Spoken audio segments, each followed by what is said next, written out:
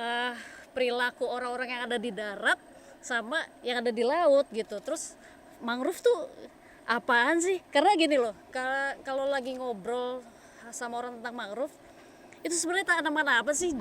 Tanamannya tuh jelek, akarnya di atas kelihatan gitu lagi kan. Fungsinya apa sih? Nah, itu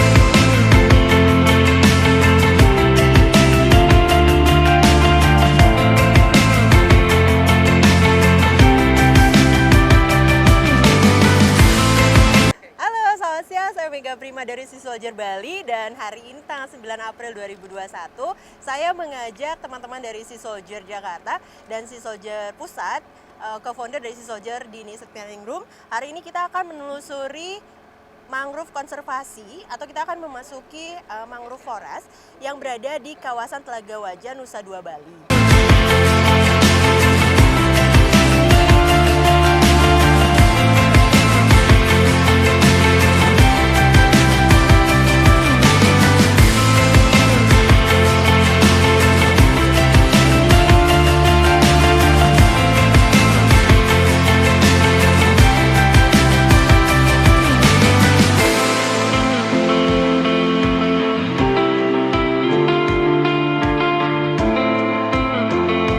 Dan sekarang saya bersama tim sudah berada di di atas boat dan kita akan memasuki hutan mangrove selama 1 jam. Kita akan berkeliling melihat bagaimana situasi di hutan mangrove konservasi area ini yang dibawahi atau dibina oleh tim Forum Peduli Mangrove Bali sekitar 400 hektar dari 1.373.000 hektar yang ada di kawasan Tahura atau Tahura Bali.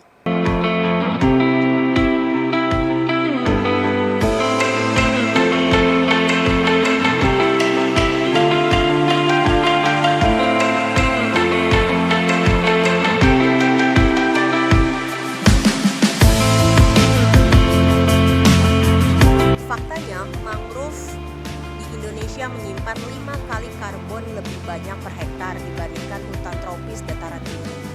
Mangrove di Indonesia juga menyimpan 3,14 miliar metrik ton karbon, sedangkan bagian bawah ekosistem menyimpan karbon sebesar 78% karbon dalam tanah, 20% karbon di pohon hidup, akar atau biomasa, dan 2% di pohon mati atau tumbang.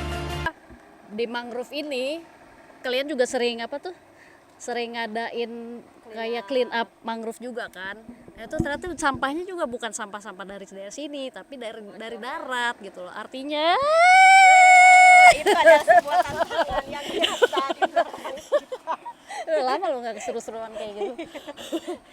Artinya apa? Yang sebenarnya harus diperbaiki adalah bagaimana kita mengatur pola hidup kita, terutama pola hidup dalam mengkonsumsi, membelanjakan makanan, terus pakaian. Dari hal-hal seperti itu kita belanja, kita bawa tas belanja sendiri. Hal-hal seperti itu sebenarnya yang harus dilakukan terutama buat orang-orang yang tinggal di darat gitu. Jadi oh ya, tadi juga saya dengar ada pemilahan sampah organik gitu. Jadi yang organik itu dibuat kompos karena di sini mangrove juga kan ada eksesnya ya. Jadi semua ada eksesnya.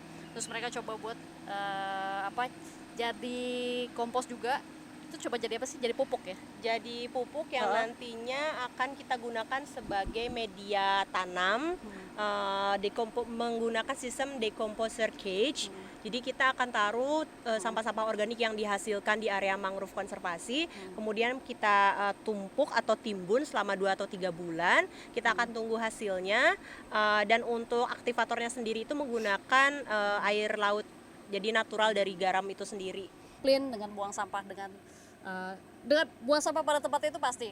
Tapi yang sekarang harus kita naikkan levelnya yaitu melakukan pemilahan sampah dan bijak atas apa yang kita beli, atas apa yang kita pakai, atas apa yang kita gunakan. Sebisa mungkin pakai yang reusable, sebisa mungkin pakai yang eco-friendly, karena efeknya apa? Efeknya ke lautan juga. Nah, untuk mangrove-nya sendiri tadi fungsinya juga udah banyak dijelasin sama Mega.